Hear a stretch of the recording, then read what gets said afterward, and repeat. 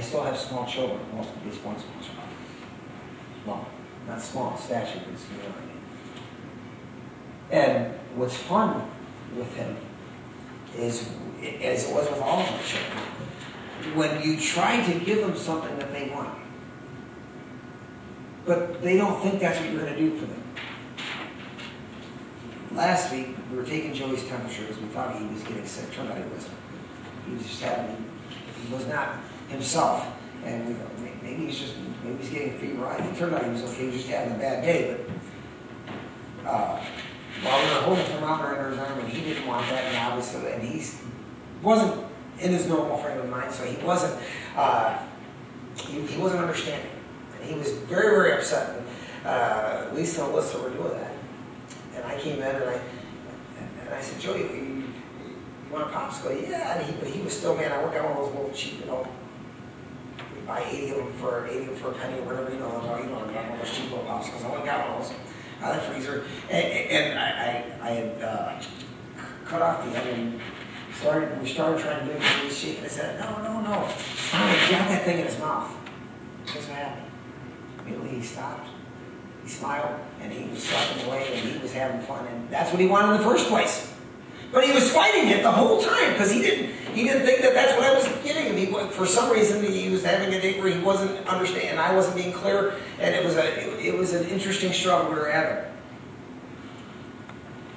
That was a great lesson for me because as I was meditating on a different passage, I thought, you know what? How often do I do that with God?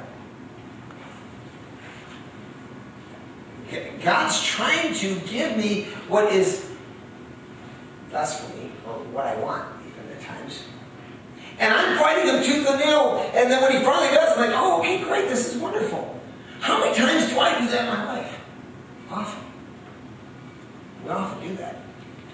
And when we set our hope in God, and we realize that His grace is the source of our joy, no matter what our circumstances. And when we decide to do what He wants us to do, even begrudgingly, we'll realize that was always going to be better for us in the first place, and it was far better than we wanted. That day, Joey, I don't know what he thought I was going to give him. If he thought I was going to give him green beans or what, but he was not happy.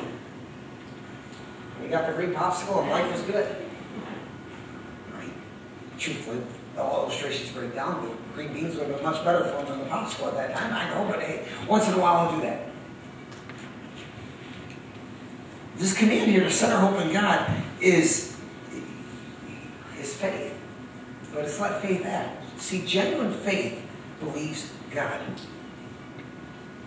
Genuine faith believes God in His promises and takes God at His word. We understand this theoretically. God cannot lie. Yes, God is all-knowing, all-powerful. God, there is nothing outside of that God cannot do. But God, because of His character, has restrained Himself. And God will always do what is good and right and just, including always being truthful. When we make promises, there are sometimes we don't keep them. Sometimes because we don't want to keep them. Sometimes we make a promise never intending to keep it. Oftentimes we make a promise specifically. I don't know about you, I'll make a promise to my children that sometimes I do not keep because circumstances just, I didn't anticipate something happening. And then you get from your children, but Mom, but Dad, you promised. You may as well just take the knife and stick it and slide it all the way up. With God, there's never a circumstance out of His control. With Him, there's never something He doesn't anticipate. So when He makes a promise, He always makes good on it. He always keeps it because that is consistent with who He is.